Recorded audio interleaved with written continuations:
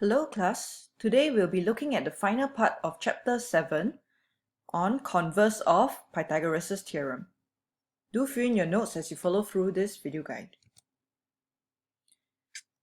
Previously, we have learned that the Pythagoras theorem states that in a right-angled triangle, the square of the hypotenuse is equal to the sum of the squares of the other two shorter sides.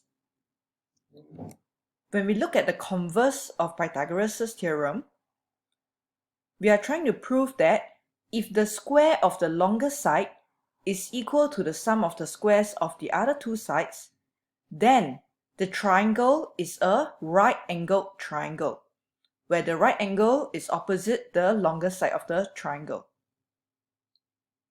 Right? So it is the reverse of Pythagoras' theorem.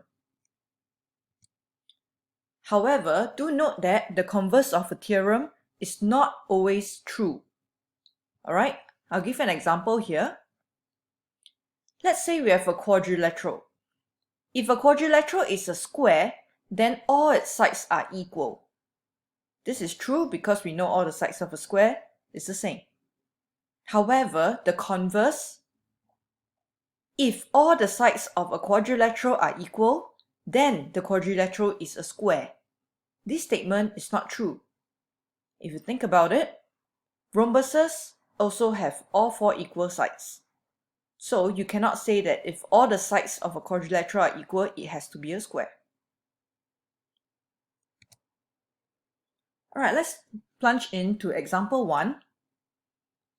Okay, so when we have a question here, giving you the three sides, G equals to 45, H equals to 28, and K equals to 52 cm in triangle GHK, the first step is to find the square of the longest side. Alright, so comparing 45, 28, and 52, 52 is obviously the longest side. So we'll do K squared equals to 52 squared, which gives you 2,704. Next, we want to find the squares of the other two sides. So the other two remaining sides will be G and H. So we'll have G squared plus H squared, which gives me 45 squared plus 28 squared, which ultimately gives me 2,809. Then you have to ask yourself, are they equal?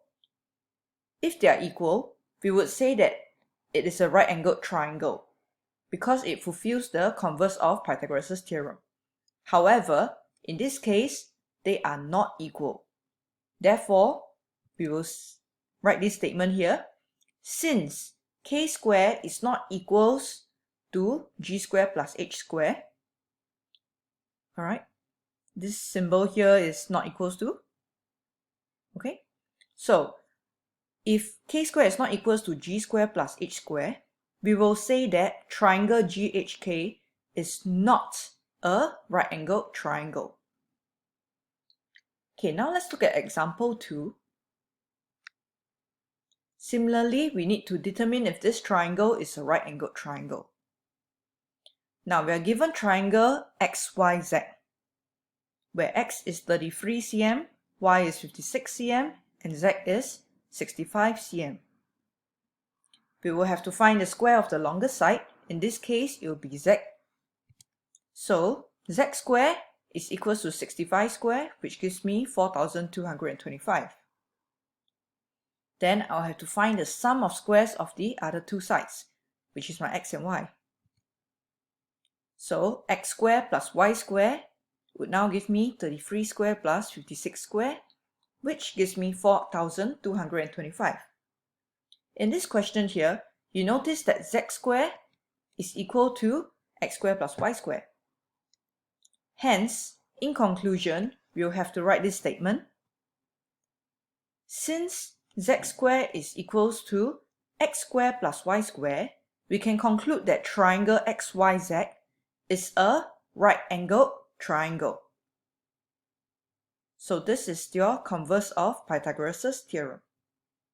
With this, you can try example 3, parts A, B, C, D. Thank you.